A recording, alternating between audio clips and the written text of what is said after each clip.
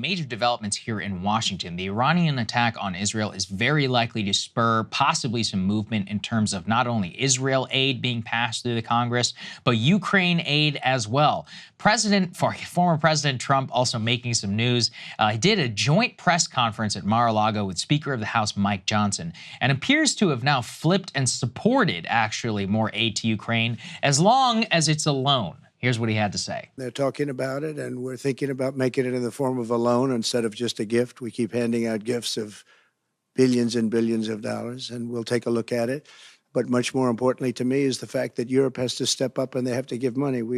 They have to equalize. If they don't equalize, I'm very upset about it because they're affected much more than we are. The Ukraine situation would have never happened if I was president, would have never, ever happened. And everybody says that, including Democrats, that it happened is such an outrage.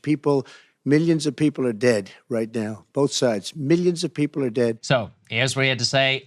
Look, he's not wrong in terms of the European rhetoric that he had there, Ryan, but might be a slight exaggeration on the casualties. Here is the problem. It's a lot of dead people. Well, yeah, probably not correct in terms of the millions. But it's on a both lot. Sides. But it is hundreds of thousands on both sides. That's no question.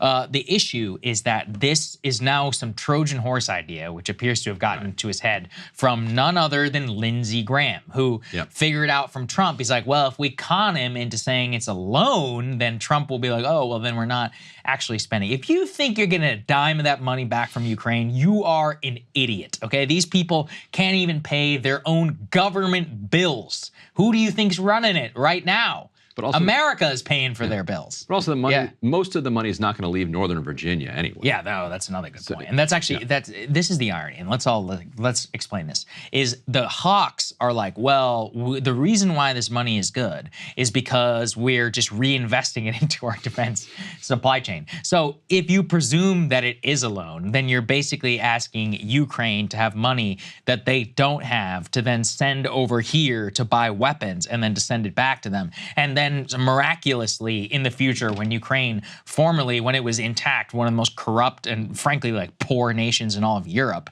is somehow just going to be able to pay back hundreds of billions of dollars of weapons loans. Let's live in reality. It's never going to happen. It's way outside of their GDP potential. Exactly. Like it's just mathematically impossible. Yeah. And if you believed that 100% of the money that we're spending on weapons for Ukraine is for the benefit of Ukraine, then you could make an argument that okay, Ukraine should pay that back and little interest on the top there for our trouble.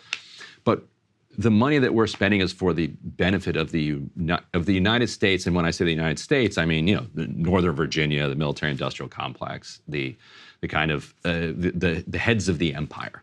Yeah, so to speak. That's what's going on here. And so to try to say that you're going to make the Ukrainians pay for that when they are just rapidly fleeing to get away from the draft, if this was a fight where there were hundreds of thousands of Ukrainians who were demanding ammo and weapons to go to the front lines to defend the integrity of their nation, and that all they need is the world to support their effort, then that's one thing.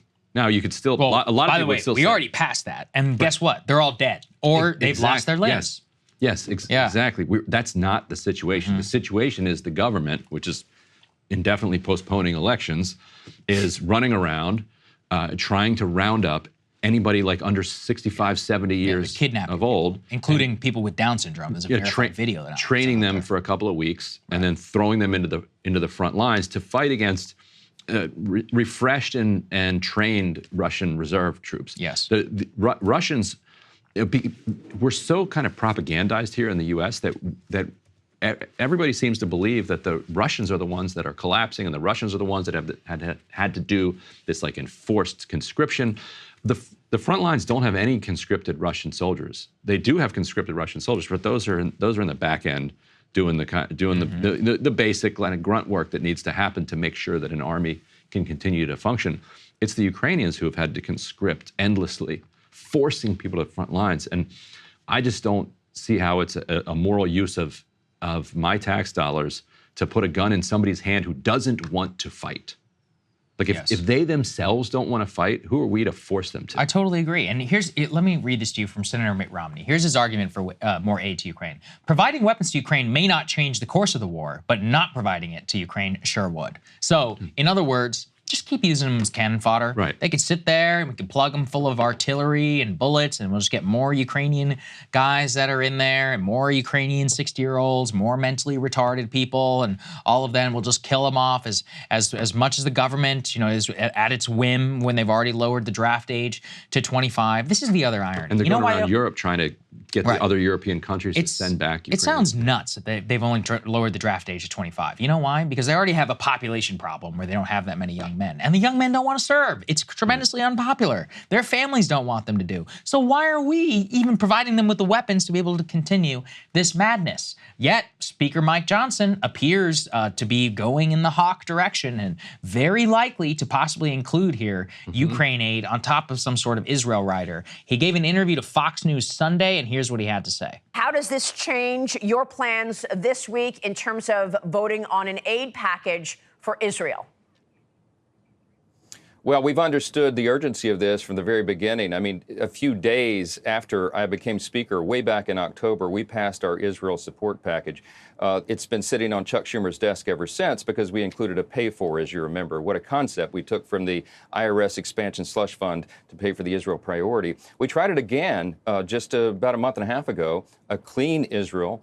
That many Democrats, 166 as I remember in the House, voted against. Why? Because President Joe Biden said that he would veto that. So the House Republicans and the Republican Party understand the necessity of standing with Israel. We are going to try again this week, and the details of that package are being put together right now. We're looking at the options and all these supplemental issues. Well, the former president, President Trump, has talked about the possibility of turning aid for Ukraine into a loan. Is that what you're considering?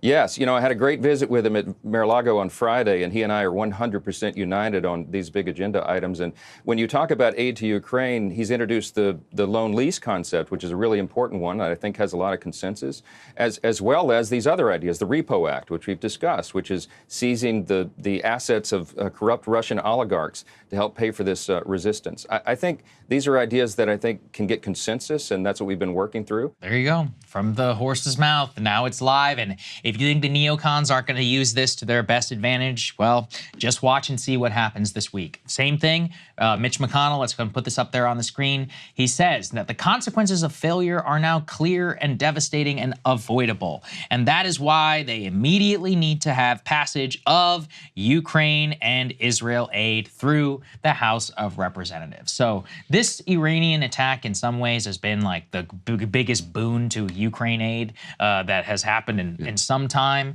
The House of Representatives has already said all week, this is our #1 priority, is sending aid to Israel. Now, the question is would Senator Schumer and them back down if they sent aid to Israel, which is not tied with Ukraine aid? But I increasingly see it unlikely, Ryan, that anything gets through the House which doesn't have some sort of Ukraine rider. What do you think? That's right, because Democrats have been unable to get a majority for Israel-only aid because Pramila Jayapal, AOC, a bunch of folks on the left have said, no, not amid this genocide are we going to send, money for Israel. That means that you need to get Republicans and Democrats to come together.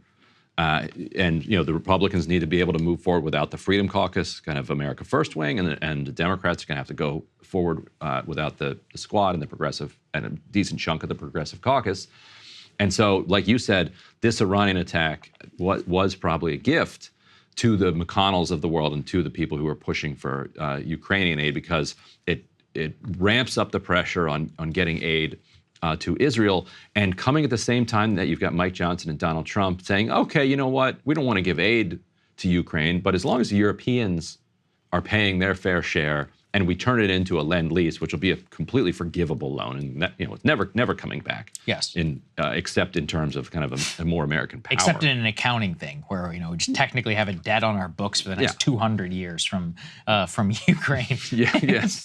So that does seem to be the most likely path that they'll put both of these through together. Yeah, and this is ironic, too, because all it would do is stop the Europeans from actually trying to get their act together and send more weapons and also to Ukraine. stop the eventual end to this Right, war. Like exactly. there has to be at some point, you would think, an end to this war. At best, they hold what they currently have, which is way worse than the peace deal that was on the table in the first because they're at 100 risk days of the war. right. That's if we send all the weapons. Listen to Mitt Romney. We won't. It may not make a difference. Okay, so it's one of those where $60 billion or whatever that would be sent to Ukraine. Why exactly is that worth money so that for the integrity of the eastern Donbass region? How does that affect my life? Oh wait, it doesn't actually. Senator J.D. Vance gave an interview with CNN's Jake Tapper where he argued strenuously against any aid to Ukraine. Here's what he had to say. Let me ask you about Ukraine, Sure. because you wrote an op-ed in the New York Times saying that you don't think it makes sense, the Biden pitch for aid to Ukraine. You've been accused of appeasement. You've been accused of surrender. Even the National Review had a column about that. And again, I'm going to get to Iran and Israel, which I know is a big pressing story. But I do want you to address that because the National Review is basically saying that your solution to the problem of Russia invading a sovereign nation, Ukraine, is to just surrender. Are they wrong? No, look, my solution to the problem is to rebuild our own country. The reason that we're in this position, Jake, is because we're stretched way too thin. We're stretched way too thin.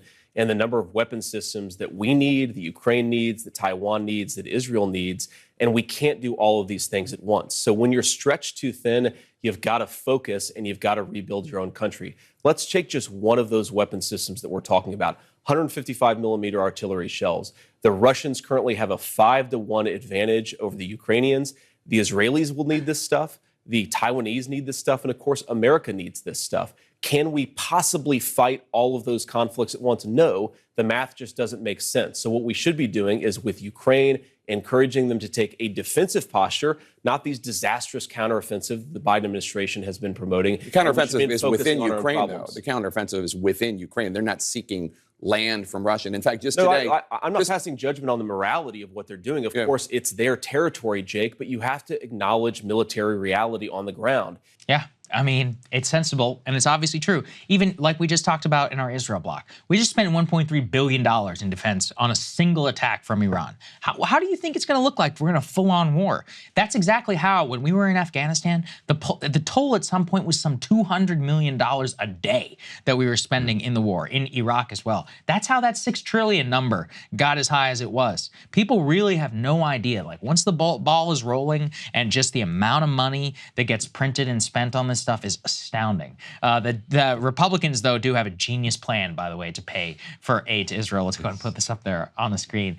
Johnson apparently has a proposal which will condition aid to Israel on domestic spending cuts. It's not just from the IRS; it's from other programs that we have here. So, and the cut, let's just all ruminate a little bit on that. And we could argue about this endlessly, but the quote unquote cuts to the IRS actually add to the deficit, because if you defund the IRS, you get less tax money coming in. And by the way, just one fun detail, the 155 millimeter shells, those are the ones that Pakistan has been making for the U.S. since we overthrew Imran Khan. That's basically why that's why we overthrew Imran. And as a result of overthrowing Imran Khan is that it pushed Pakistan in our direction. And what Pakistan does is makes lots of those shells.